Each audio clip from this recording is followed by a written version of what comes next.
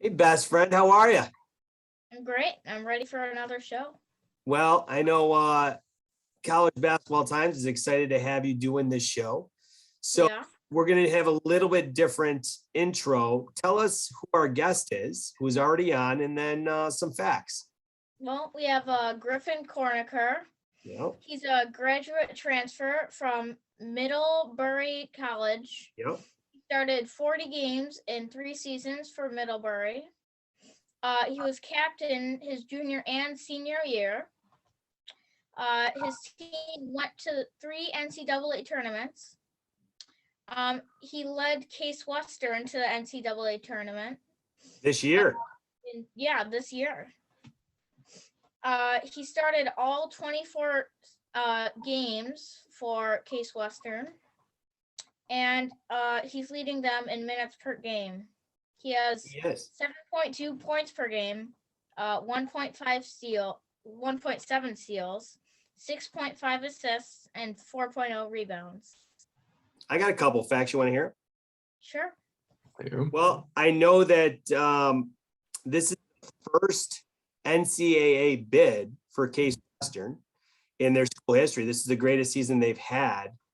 And it's kind of interesting that, Griffin had 3 straight, I guess, we don't count the COVID year, 3 straight appearances at Middlebury. And then as a graduate student, he goes to Case and they make their first NCAA tournament. It's kind of, I don't think it's by accident. We're going to give him some credit for that. And I know that record for assists this year.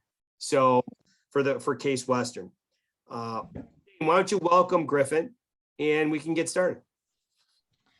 Hi, Griffin. How are you? Hi, Griffin. How are you? I'm good, Zane. How are you doing today? I'm good. Are you ready for my questions? I'm ready to go. Let's get after it. Yeah. All right. What are the 2 biggest things you have learned from your past 3 NCAA tournaments? Yeah, I think I've been lucky enough to obviously every single year go, but there's a lot of good basketball players, and you really see it at that stage where I think there's a little stigma sometimes around the Division III game and it not being scholarship level schools. But at the same time, you watch a playoff round of 64, 32, 16, whatever it is, Division III basketball game, and you look on the floor and you're going to see every single player is very good at basketball. And I think that's a little unfortunate that there's a big population of people that don't realize that. So lucky enough, we've been able to see a lot of good players, and we've won some games and we've lost some games at the same times, but there's a lot of good Division III players out there. And I think the other thing I'm starting to realize a lot more as my career winds down here is you got to enjoy the moment, because those games are really what you remember out of the entire season. It kind of caps off how you finish. And I've always say to the games we win, if we're going to lose, I want another team to beat us. I don't want us to play soft or not go out there and give us our best effort. If someone's going to beat us, they're going to have to be a better team than us on that day. So we got 2 games coming here, or hopefully 2 games coming here this weekend. And we're going to give it our best effort here. And I think we're going to put ourselves in a good position to win them. Now you guys are playing Dubuque, correct? Tomorrow? Yeah, Dubuque tomorrow. And we're at Wisconsin Oshkosh, which is the defending national champions. So if we WIAC, I know it well. It's a lot of people think it's the toughest conference in the country for men's basketball. So I wouldn't doubt it. We played Wisconsin team. It was our first game of the year, and we were not prepared. Ended up losing by 18. That was our first one we took on the chin. But hey, there's at this stage, every single team you're going to play is good. So if you want to win games, you're going to have to play good. So it's just what it is. What's your second question? My second question is, what responsibilities do you have as a team leader? I think I've always had a little bit of a personality. It kind of draws attention to a little bit of leadership, and I think that kind of starts with being a coach's son from the day I can remember. I've seen a lot of leadership, and I've seen a lot of leadership in basketball from as long as I can remember. And so I think I have some big shoes to fill, but at the same time, I've been really prepared to be a leader. So I think you need to, 1, lead by example, and Two, you just got to be the best person you can be every single day. Everyone makes mistakes, and that happens with leaders and young kids and whoever it is. But I think it's really about how you respond to your mistakes and how you get yourself back up. And I think at the same time, it's really easy to be a leader when you're winning. When you're winning, it's super easy to go out there and be like, let's keep going. Let's do the same things. Let's keep moving the ball. Let's get in transition. It's when you're losing when it really gets difficult to be a leader, because that's when everything breaks down and when people start arguing, and that's really defines not even just you as a person, but it defines the culture of your team. And I think if you're going to be a leader, you got to be the person at the front of it who's able to be a leader in times where you really need a leader on the floor. And I'd like to say that later in my career, maybe I wasn't as good as it early in my career, but I've been pretty successful at that. We've also won a lot of games as well, so it makes it a little bit easier when I'm not put in those positions all the time. But yeah, I think I've been pretty good with that in the recent, and obviously, I'm hoping I'm filling the big shoes that my dad left me. That's for sure. Yeah, I mean, it's true, it really defines you when your team's losing, and that's when you have to step up and be a leader. Yeah, I agree. I saw you had the letter C on your hockey jersey today. Yeah. They Captain? Congrats. Yeah. Yeah, thanks. Zane's Yeah, got some really nice leadership qualities. He always tries to pick guys up, whatever sport it is, a goal gets in, whether it's soccer, lacrosse, doesn't matter, hockey. He's usually the first one to the goal. You pat him on the head. So that's what he's working on his leadership skills already, and he's been doing a great job. Yeah, and I like to always think that being a leader isn't just about being a leader in basketball or whatever sport you're playing. I think it really defines who you are as a character. I mean, if you're a leader, it's pretty evident to tell out of whatever you're doing. It's holding doors for people, or it's saying thank you, or just the little things that really add up they end up making and breaking people's days, and it's just how you are is defined as a person. So I think building out that as a young age is important. But what's your next question? My next question is, what are some of the things most people don't know about your coach and team? Yeah, so our coach is Todd McGuinness. So I had a prior relationship with Coach McGuinness. He coached at Hartwick College, which is in the Empire 8 around the Rochester area, and he coached against my father quite a bit. And I don't know if my dad would love me telling this story, but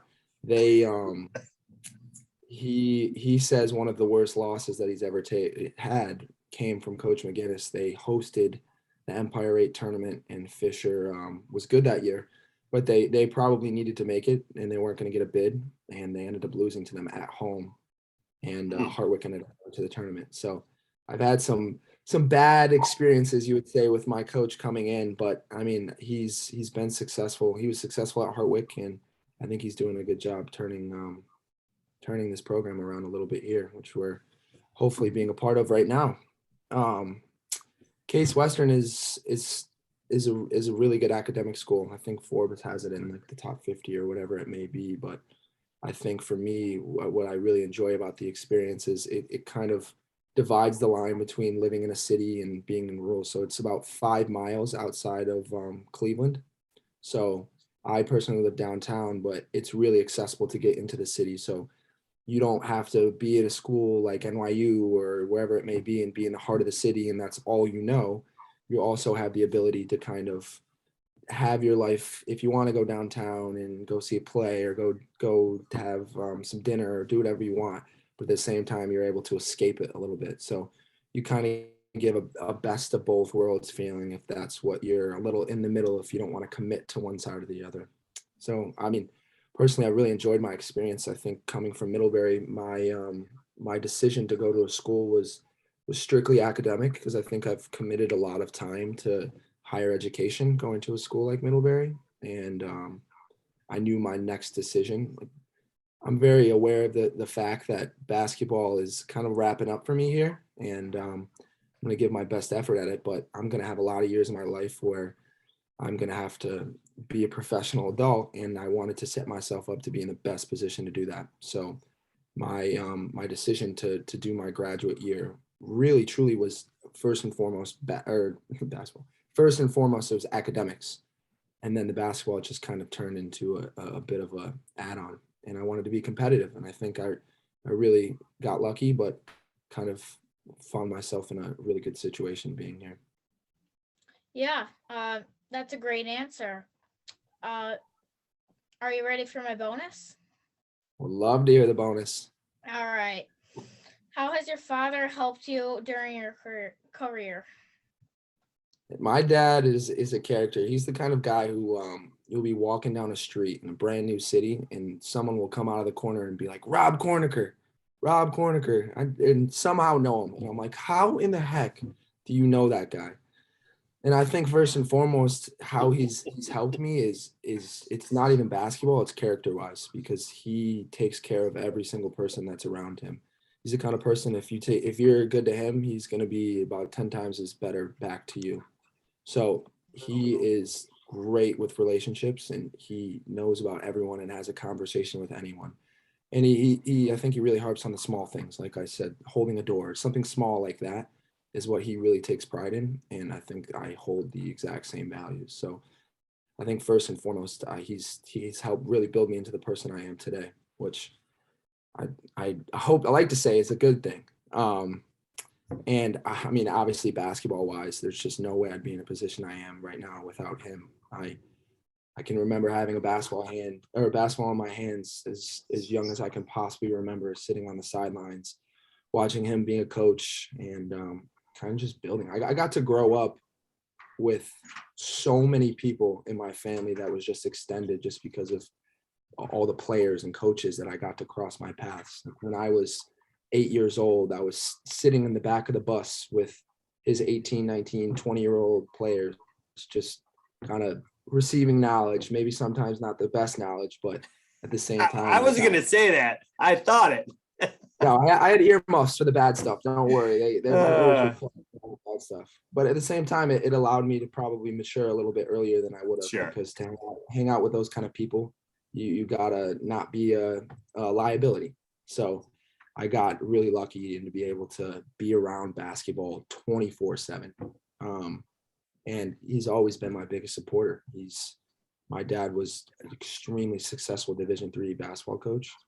And the minute I went to college, he retired.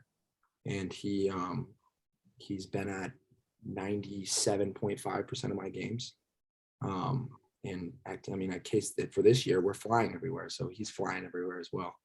And he's always the loudest person in the stands. Sometimes it's a good thing. Sometimes it's not a good thing. But at the same time, I mean, the amount of support that I've received from him over the years is it's immeasurable, honestly. And I couldn't be more thankful. Yeah, I mean, I think he's really helped me develop as every parent does, but we have a special relationship just because of how close we are. He'll be my father, but he's honestly one of my best friends, which I think is pretty special. Not a lot of people get to say. Yeah, Well, I also have a best friend in right next to me on Zoom. Yeah. oh, buddy, you're going to give me tears in my eyes, I guess. Cinderella story. That was really nice. I was lucky to have a great dad. Yeah. Thanks, buddy. You have I him. appreciate Keep him in your corner. He's always your biggest supporter. He knows. And I do actually have a follow-up question that I'd like to ask you about your dad. Yeah, of course. You play one-on-one against him growing up?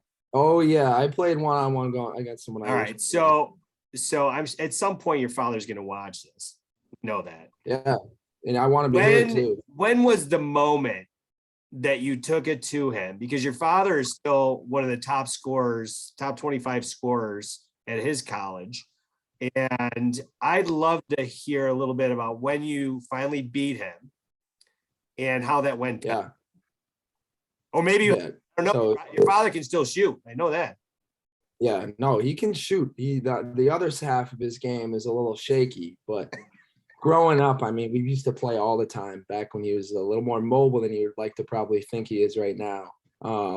We played, I mean, he would work me out and then we'd play at the end. We played a lot more when he knew he was going to win the games. And then slowly as I got older, the game started tapering and tapering and tapering till one day in 8th grade, I can remember it. This is not something you forget. we were playing in Fisher's gym, in his gym, and it got to be maybe 9-4. We're playing to 11, and I'm like, I'm gonna win this. I'm gonna win this. Those last 2 points might have taken me 20 minutes. Foul, foul, foul. And I'm like, stop following me, just battling. And then eventually I ended up winning the game. We have never to this day played one-on-one ever again. That was it, never huh? again. He won't play. Say it again. I said that was it, huh? Yeah, that was it. Literally not a single game has been played since then. So You earned it. yeah, if You earned it. match, I think he's waiting for me to hit the other side of the hill until we play again. Oh, He's boy. waiting for my downslope. Awesome. Well, yeah, we are we're talking Division III men's hoops right now, and I think that you gave some insight onto your father's coaching career. You gave some awesome information about, your season and your coach with Case. This is, like we said, the first time that Case Western has made the NCAA tournament, and it's going to be exciting to watch what you guys do tomorrow. So, Zane, do you want to thank Griffin for coming on and wish him good luck tomorrow? Yeah, thanks for being on my show and spending time with me. And good luck on your game tomorrow. Thank you. Thank you guys so much for having me. It was really a blast. Thank you a lot. Yeah, You were great, and I think any parent that watches this will say, "Geez, I hope my kid grows up like Griffin, well spoken and a man of character." So, congratulations on everything, your career coming up, and obviously your basketball seasons, plural, with Middlebury and now with Case and getting them to the tournament. So, good luck tomorrow, Griffin. Yeah, thank you guys so much. I really appreciate it. Hopefully, All right, take we'll care. get more weeks. Thanks. All right, we'll see ya. I'm gonna let you sign off right here. I'm gonna let Griffin go, and then Zane, we're going to do your closing. See ya, Griffin. it was great. Division III men's hoops represented. We are working our way around to areas of basketball a lot of people aren't reporting on, but that's what College Basketball Times is about. That's why they want your show. So let's wrap it up. Go ahead. As Jimmy Valvano said, don't give up. Don't ever give up. Bye. I believe in you, buddy. I love you. Thanks for saying that. Love you. You're the best friend. Yeah. We'll see you. Thanks. All right. Bye. Bye-bye.